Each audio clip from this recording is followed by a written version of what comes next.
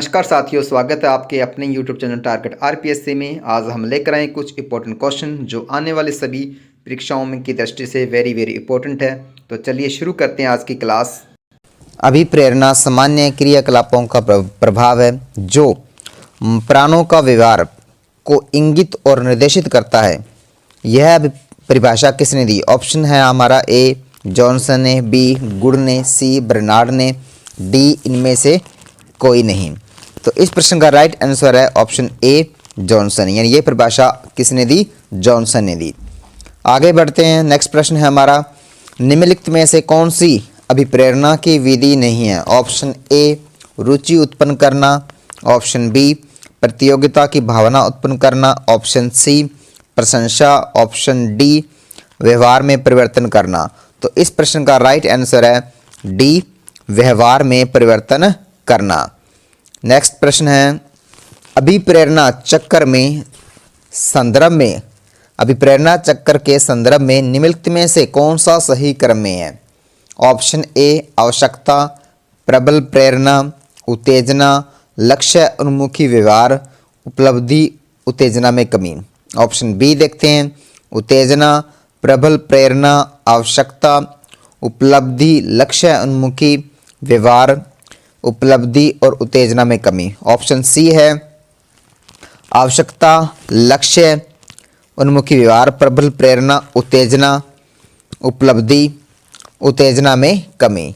तो इस प्रश्न का राइट आंसर है आवश्यकता, आवश्यक के बाद में क्या? प्रबल प्रेरणा, उसका उत्तेजना, लक्ष्य उन्मुखी व्यवहार और फिर उपलब्धि उत्तेजना में कमी, यानी ए ऑप्शन इसका बिल्कुल करेक्ट है, ए। नेक्स्ट प्रश्न है हमारा, सीखने के लिए आंकलन। ऑप्शन ए विशिष्ट होता है और अपने आप में की गई आंकलन गतिविधि है। ऑप्शन बी है अभिप्रेरणा को बढ़ावा देता है। सी ऑप्शन है अलग करने और रैंक देने के प्रयोजन के लिए किया जाता है। डी ग्रेड्स को पूरी तरह से महत्व देने पर बल देता है। तो इस प्रश्न का राइट आंसर है अभिप्रेरणा को बढ़ावा देता है, अभिप्रेरणा को बढ़ावा देता है।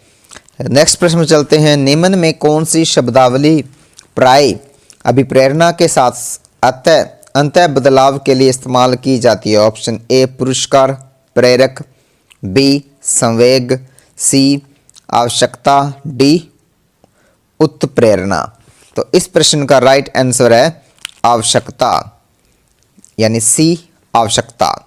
नेक्स्ट प्रश्न है हमारा, अभिप्रेरणा का वर्गीकरण होता है। ऑप्शन ए स्वाभाविक और कृत्रिम, ऑप्शन बी कम महत्वपूर्ण तथा अधिक महत्वपूर्ण, ऑप्शन सी जन्मजात तथा अर्जित, डी अभिप्रेरणा तथा प्रलोभन। तो इस प्रश्न का राइट आंसर है जन्मजात व अर्जित। नेक्स्ट प्रश्न है हमारा, विद्यार्थियों में अभिप्रेरणा विकसित करने के लिए एक शिक्षक को क्या करना चाहिए? ऑप्शन ए कलाकार प्रतियोगिता को प्रोत्साहित करना, बी विद्यार्थियों के सम्मुख एक अप्राप्य लक्ष्य रखना, सी नई तकनीक व नई विधियों का प्रयोग करना, डी उनके आकांक्षा स्तर को घटाना।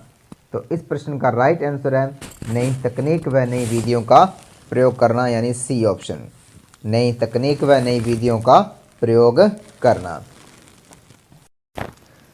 आगे बढ़ते हैं। प्रश्न है आगे वाला, अभिप्रेरणा का मांग सिद्धांत किसने दिया? अभिप्रेरणा का मांग सिद्धांत किसने प्रस्तुत किया या दिया? ऑप्शन ए मास्लो, यानी जिसको मैस्लो भी इब्राहिम मैस्लो के नाम से जाना जाता है, बी एडलर ने, सी टीचनर ने, डी वाटसन ने। तो इस प्रश्न का राइट आंसर है ए मास्लो, यानी मैस्लो। अभिप्रेरणा का जो मांग सिद्धांत है वो इब्राहिम मैस्लो ने प्रस्तुत किया था। नेक्स्ट प्रश्न है हमारा, प्रक्षेपण विधि द्वारा किसका अध्ययन किया जाता है? प्रक्षेपण विधि द्वारा किसका अध्ययन किया जाता है? ऑप्शन ए चेतन मन का, बी अचेतन अभिप्रेरणा का, सी ऑप्शन है बुद्धि का, डी ऑप्शन है सृजनात्मकता का। तो इस प्रश्न का राइट आंसर है अचेतन अभिप्रेरणा का, अचेतन अभिप्रेरणा का। नेक्स्ट प्रश्न है हमारा, कक्षा में अभिप्रेरणात्मक सिद्धांतों का प्रयोग किया जा सकता है? ऑप्शन ए उपलब्धि प्रेरणा वृद्धि हेतु, बी उच्च स्तरीय स्पर्धा टालने हेतु, सी तनाव कम करने हेतु, डी उपयुक्त सभी। तो इस प्रश्न का राइट आंसर है उपलब्धि प्रेरणा वृद्धि हेतु, यानी ए, उपलब्धि प्रेरणा वृद्धि हेतु। नेक्स्ट प्रश्न है आगे, निम्न में से कौन सा उदाहरण अभिप्रेरणा का परिणाम नहीं है? निम्न में से कौन सा उदाहरण है जो अभिप्रेरणा का परिणाम नहीं है? ऑप्शन देखते हैं। ऑप्शन ए है कृष्ण ने नृत्य का समय 1 घंटे से बढ़ाकर 2 घंटे कर दिया है। ऑप्शन बी जॉन स्टर्ट मिल ने 12 वर्ष की आयु में दर्शन का अध्ययन शुरू कर दिया था। सी ऑप्शन देखते हैं जगह ने श्वास लेने की प्रक्रिया में रुचि दिखानी प्रारंभ कर दी। और डी राम ने तेजी से आधुनिक व प्राचीन ऐतिहासिक प्रवृत्तियों में यह संबंध स्थापित करने में प्रगति की है। तो इस प्रश्न का राइट आंसर है ऑप्शन बी जॉन स्टर्ट मिल ने 12 वर्ष की आयु में दर्शन का अध्ययन आरंभ कर दिया था। नेक्स्ट क्वेश्चन है हमारा, अभ्यास का नियम, तत्परता का नियम, प्रभाव का नियम, एक प्रतिक्रिया का नियम निम्नलिखित में से कौन सा सीखने का नियम नहीं है? ऑप्शन ए अभ्यास का नियम, ऑप्शन बी तैयारी का नियम, ऑप्शन सी अभिप्रेरणा का नियम, ऑप्शन डी प्रभाव का नियम। तो इस प्रश्न का राइट आंसर है अभिप्रेरणा का नियम, सी अभिप्रेरणा का नियम। आगे बढ़ते हैं और आगे वाला प्रश्न है, निम्न में कौन सी जन्मजात या आंतरिक अभिप्रेरणा नहीं है? कौन सी एक जन्मजात या आंतरिक अभिप्रेरणा नहीं है? ऑप्शन ए भूख, ऑप्शन बी प्यास, ऑप्शन सी उपलब्धि की आवश्यकता, ऑप्शन डी यौन या काम। तो इस प्रश्न का राइट आंसर है ऑप्शन सी उपलब्धि की आवश्यकता। नेक्स्ट प्रश्न है, अभिप्रेरणा से संबंधित सही क्रम इंगित कीजिए। ऑप्शन ए प्रेरणाद आवश्यकता प्रोत्साहन, ऑप्शन बी प्रोत्साहन आवश्यकता प्रनोद, ऑप्शन सी आवश्यकता प्रनोद प्रोत्साहन, ऑप्शन डी आवश्यकता प्रोत्साहन प्रनोद। तो इस प्रश्न का राइट आंसर है आवश्यकता प्रनोद और प्रोत्साहन, यानी सी आवश्यकता प्रनोद और प्रोत्साहन। नेक्स्ट प्रश्न है, किशोरावस्था में हड्डियों में अधिक वृद्धि होती है। ऑप्शन ए भुजाओं और टांगों की, ऑप्शन बी केवल कूल्हों की, ऑप्शन सी चेहरे की हड्डियां, ऑप्शन डी चेहरे भुजाओं और टांगों की हड्डियां। तो इस प्रश्न का राइट आंसर है ऑप्शन ए भुजाओं और टांगों की हड्डियों में वृद्धि होती है किशोरावस्था में। नेक्स्ट प्रश्न है हमारा, अभिप्रेरणा की व्याख्या जन्मजात मूल प्रवृत्तियों के आधार पर की जा सकती है, किसने कहा? अभिप्रेरणा की व्याख्या जन्मजात मूल प्रवृत्तियों के आधार पर की जा सकती है, ऐसा कथन किसने दिया, यानी ये परिभाषा किसकी है? ऑप्शन देखते हैं, ए मैकडुगल, बी कुटलेविन, सी फ्रायड, डी स्किनर। तो इस प्रश्न का राइट आंसर है ए मैकडुगल। नेक्स्ट प्रश्न है हमारा, निम्नलिखित में से कौन सा जन्मजात प्रेरक नहीं है? ऑप्शन ए भूख, ऑप्शन बी प्यास, ऑप्शन सी आदत निर्माण का आधार कोई मूल प्रवृत्ति होती है, और ऑप्शन डी नींद। तो इस प्रश्न का राइट आंसर है ऑप्शन सी आदत निर्माण का आधार कोई मूल प्रवृत्ति होती है। नेक्स्ट प्रश्न है, देश खालिस्तान है पहले, फिर को अभिप्रेरित शिक्षण का संकेतक मानता है, यानी अभिप्रेरित शिक्षण का संकेतक किसको माना जाता है? ऑप्शन देखते हैं, ए विद्यार्थियों द्वारा प्रश्न पूछने, बी कक्षा में एकदम खामोशी, ऑप्शन सी कक्षा में अधिकतम उपस्थिति, ऑप्शन डी शिक्षक द्वारा किया गया उपचारात्मक कार्य। तो इस प्रश्न का राइट आंसर है विद्यार्थियों द्वारा प्रश्न पूछना अभिप्रेरित शिक्षण का संकेत है। ए ऑप्शन बिल्कुल राइट आंसर इसका। नेक्स्ट प्रश्न है हमारा, निम्न में उपलब्धि अभिप्रेरणा पर किन लोगों ने काम किया? ऑप्शन ए फ्रायड व जुंग ने, ऑप्शन बी मैकविलैंड व एटकिंसन ने, ऑप्शन सी मेस्लो व मैकडुगल ने, ऑप्शन डी मिलर व डोलार्ड ने।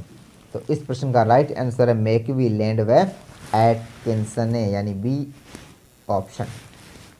नेक्स्ट प्रश्न है हमारा, उपलब्धि अभिप्रेरक के संबंध में निम्नलिखित में से कौन सा कथन सही है? ऑप्शन ए, उपलब्धि अभिप्रेरक जीवित रहने के लिए आवश्यक है। ऑप्शन बी, यदि व्यक्तिगत क्षमताओं की संतुष्टि महत्वपूर्ण है तो उपलब्धि अभिप्रेरक को विकास प्रेरक कहा जाता है। ऑप्शन सी, यदि व्यक्तियों के मध्य प्रतियोगिता पर बल है तो उपलब्धि अभिप्रेरणा को सामाजिक अभिप्रेरक कहा जाता है। डी, उपर्युक्त सभी। तो इस प्रश्न का राइट आंसर है उपर्युक्त सभी, यानी डी। सभी कथन इसके सही हैं, उपर्युक्त सभी।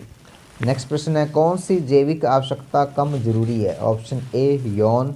ऑप्शन बी, भूख। ऑप्शन सी, प्यास। ऑप्शन डी, इनमें से कोई नहीं। तो इस प्रश्न का राइट आंसर है ए, यौन। नेक्स्ट प्रश्न हमारा, मूल प्रवृत्ति का सिद्धांत देने वाले हैं? Option A, McDougall. Option B, Thorndike. Option C, Symonds. Option D, Adler.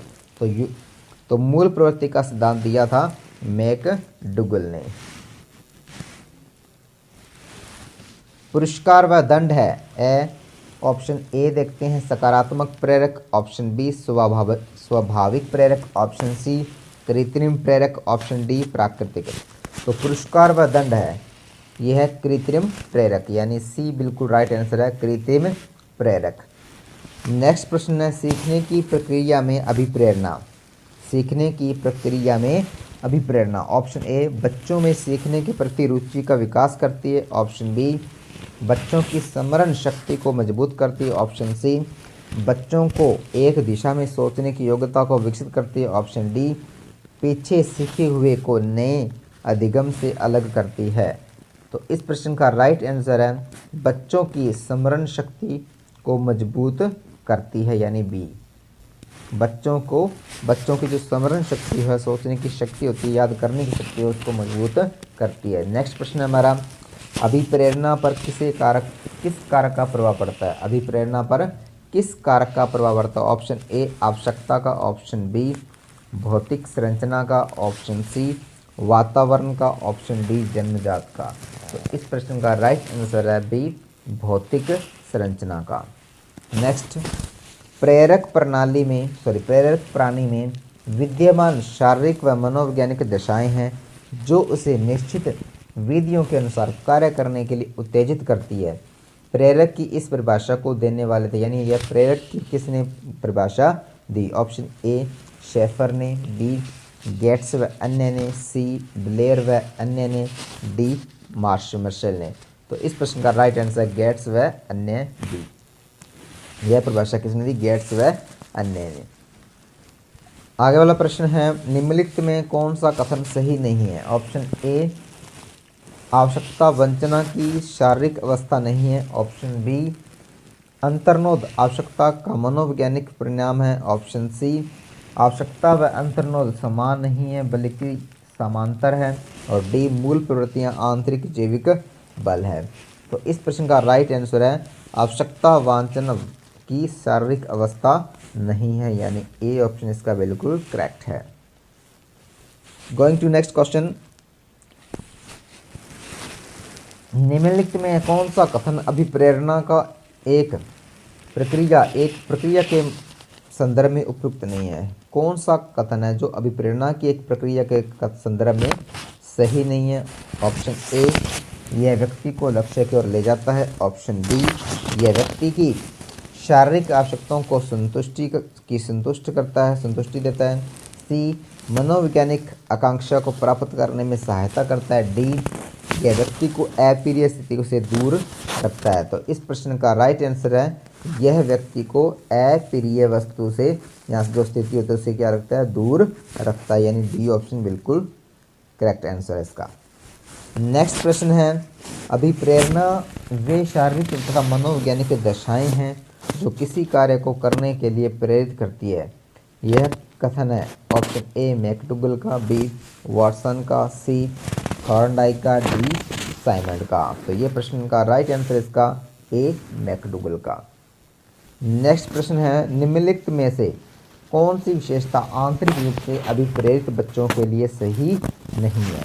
Option A, वे हमेशा सफल होते हैं हमेशा। बी ऑप्शन, उन्हें कार्य करने में आनंद आता है। ऑप्शन सी, वे कार्य करते समय उस उच्च स्तर को ऊर्जा प्रदर्शित करते हैं।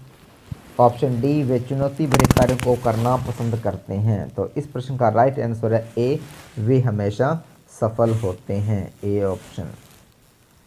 नेक्स्ट है, मूल प्रवृत्ति कैसी होती है? ऑप्शन ए, जन्मजात, बी अर्जित, सी जन्मजात व अर्जित, डी इनमें से सभी। तो इस प्रश्न का राइट आंसर है ए, जन्मजात। मूल प्रवृत्ति कैसी होती है? जन्मजात। नेक्स्ट प्रश्न है हमारा, निम्नलिखित में से जन्मजात अभिप्रेरक कौन सा है? ऑप्शन ए, निद्रा। ऑप्शन बी, खेलना। ऑप्शन सी, प्रशंसा। ऑप्शन डी, क्रोध। तो इस प्रश्न का राइट आंसर है हमारा ए, निद्रा। नेक्स्ट प्रश्न है हमारा, निम्न में से कौन से प्रेरक का वर्गीकरण गेरट द्वारा किया गया है? कौन से प्रेरक का वर्गीकरण गेरट महोदय ने किया, गेरट ने किया? ऑप्शन ए, जन्मजात, स्वाभाविक और सामाजिक। ऑप्शन बी, कृत्रिम, दैहिक और सामाजिक। ऑप्शन सी, मनोवैज्ञानिक, सामाजिक व स्वाभाविक। ऑप्शन डी, दैहिक, मनोवैज्ञानिक व सामाजिक। तो इस प्रश्न का राइट आंसर है दैहिक, मनोवैज्ञानिक व सामाजिक, यानी डी, दैहिक, मनोवैज्ञानिक व सामाजिक। किसके द्वारा? गेरट के द्वारा। नेक्स्ट प्रश्न है, प्रेरकों का वर्गीकरण अनेक विद्वानों ने किया। मैस्लो द्वारा दिया गया वर्गीकरण सही ढंग से निम्न में से किस विकल्प में दिया गया है? ऑप्शन ए, जन्मजात व स्वाभाविक। ऑप्शन बी, जन्मजात व अर्जित। ऑप्शन सी, जैविक व जन्मजात। ऑप्शन डी, सामाजिक व कृत्रिम। तो इस प्रश्न का राइट आंसर है ऑप्शन बी, जन्मजात व अर्जित। नेक्स्ट प्रश्न है हमारा, शिक्षा की प्रक्रिया में प्रेरणा का महत्व है। इस बात को ध्यान में रखे जो अध्यापक को निम्न में से कौन सा कार्य नहीं करना चाहिए? ध्यान में रखकर अध्यापकों को निम्न में से कौन सा कार्य नहीं करना चाहिए? ऑप्शन ए, कार्य के लक्ष्य को स्पष्ट करना। ऑप्शन बी, शिक्षार्थी को सामाजिक कार्यों में भाग लेने के लिए अवसर प्रदान करें। ऑप्शन सी, इनामों का प्रलोभन देकर बालकों में प्रतिद्वंद्विता पैदा करना। डी, बालकों में अपने कार्य में सफल होने के अवसर प्रदान करना। तो इस प्रश्न का राइट आंसर है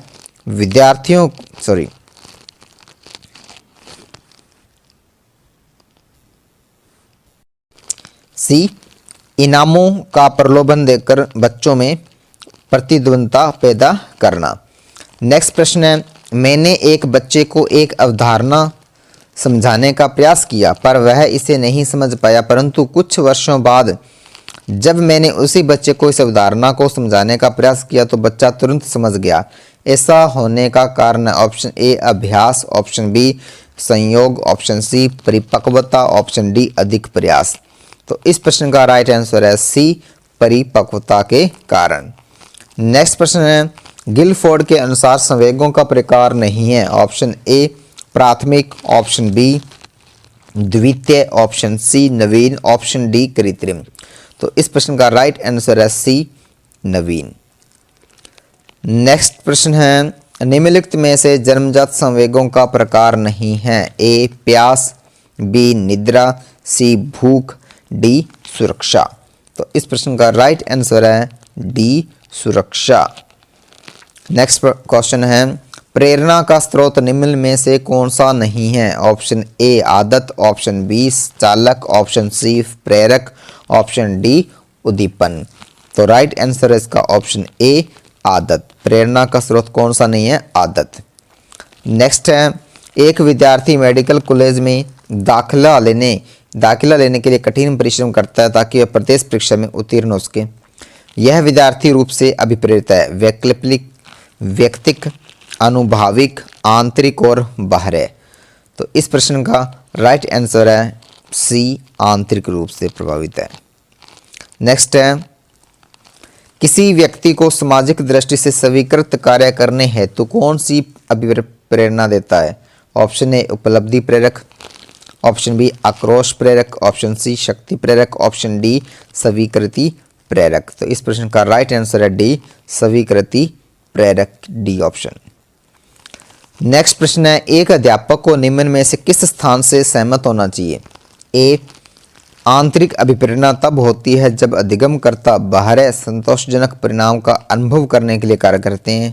ऑप्शन बी बाहरी अभिप्रेरणा तब होती है जब अधिगमकर्ता बाहरी पुरस्कार प्राप्त करने के लिए कार्य करते हैं। ऑप्शन सी बाहरी पुरस्कार से स्थायी व्यवहार परिवर्तन होता है। ऑप्शन सी सही। नेक्स्ट ऑप्शन है डी बाहरी पुरस्कार आंतरिक अभिप्रेरणा प्रदान करता है। तो इस प्रश्न का राइट आंसर है बाहरी अभिप्रेरणा तब होती है जब अधिगमकर्ता बाहरी पुरस्कार प्राप्त करने के लिए कार्य करता है, यानी सी बिल्कुल इसका करेक्ट ऑप्शन है। नेक्स्ट प्रश्न है हमारा, निम्न में से कौन सा उदाहरण बांडुरा के अवलोकन आधारित अधिगम का नहीं है? ऑप्शन ए विद्यार्थियों द्वारा कैंचों के विच्छेदन को सीखना, ऑप्शन बी क्रिकेट का उत्साह, ऑप्शन सी सामाजिक अध्ययन के प्रति नापसंदगी, ऑप्शन डी स्कूल की घंटी बजने पर अपने बस्ते बंद कर लेना। तो राइट आंसर इसका डी स्कूल की घंटी बजने पर बस्ते बंद कर लेना। नेक्स्ट प्रश्न है, निम्नलिखित में से जन्मजात है? ए प्रेरणा, बी रुचि, सी अभियोग्यता, डी अभिवृत्ति। तो इस प्रश्न का राइट आंसर है सी अभियोग्यता। नेक्स्ट क्वेश्चन है, अभिप्रेरणा के सिद्धांतों के अनुसार एक शिक्षक के द्वारा सीखने को संबंधित कर सकता है? ए विद्यार्थियों से वास्तविक अपेक्षाएं रखने, बी अपेक्षाओं का एक रूप स्तर रखने, ऑप्शन सी विद्यार्थियों से किसी प्रकार की अपेक्षा न रखने, ऑप्शन डी विद्यार्थियों से बहुत उच्च अपेक्षाएं रखने। तो इस प्रश्न का राइट आंसर है विद्यार्थियों से वास्तविक अपेक्षाएं रखने, विद्यार्थियों से वास्तविक अपेक्षाएं रखने, यानी ए ऑप्शन बिल्कुल करेक्ट आंसर इसका। नेक्स्ट है, अभिप्रेरणा के संदर्भ में भूख है? ए आवश्यकता, बी अंतर्नोद, सी प्रेरणा, डी उद्देश्य। तो इस प्रश्न का राइट आंसर है बी अंतर्नोद।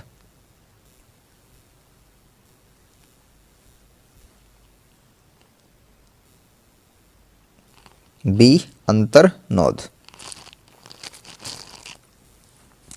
निम्न में कौन सा तत्व अभिप्रेरणा से संबंधित नहीं है? ऑप्शन ए मूल प्रवृत्ति, ऑप्शन बी प्रेरणा, ऑप्शन सी अंतर्नोद, ऑप्शन डी आवश्यकता। तो इस प्रश्न का राइट आंसर है ए मूल प्रवृत्ति। नेक्स्ट क्वेश्चन चलते हैं, अभिप्रेरणा के संदर्भ में प्यास है? आवश्यकता, बी प्रवाहिता, सी अंतर्नोद, डी मूल प्रवृत्ति। तो इस प्रश्न का राइट आंसर है बी अंतर्नोद। नेक्स्ट क्वेश्चन है सेकंड लास्ट टास्क क्विज का, अधिगम तक पहुंचने के मार्ग के पहुंचाने के राजमार्ग को कहते हैं? कि अधिगम है, अधिगम तक पहुंचने के राजमार्ग को कहते हैं? ऑप्शन ए उद्दीपन, ऑप्शन बी प्रवाहिता, ऑप्शन सी संवेदना, ऑप्शन डी अभिप्रेरणा। तो इस प्रश्न का राइट आंसर है डी अभिप्रेरणा। अभिप्रेरणा को मनोवैज्ञानिकों ने क्या कहा कि यह अधिगम तक पहुंचने का श्रेष्ठ मार्ग है, राजमार्ग है। नेक्स्ट प्रश्न हमारा और आज के क्विज का अंतिम प्रश्न है, अभिप्रेरणा अधिगम का सर्वोत्कृष्ट राजमार्ग है, यह कथन किसका है? ए स्किनर का, बी वाटसन का, सी थॉर्नडाइक का, डी एडलर का। तो इस प्रश्न का राइट आंसर है ए स्किनर का। तो आज की क्विज यहीं पर समाप्त होती है।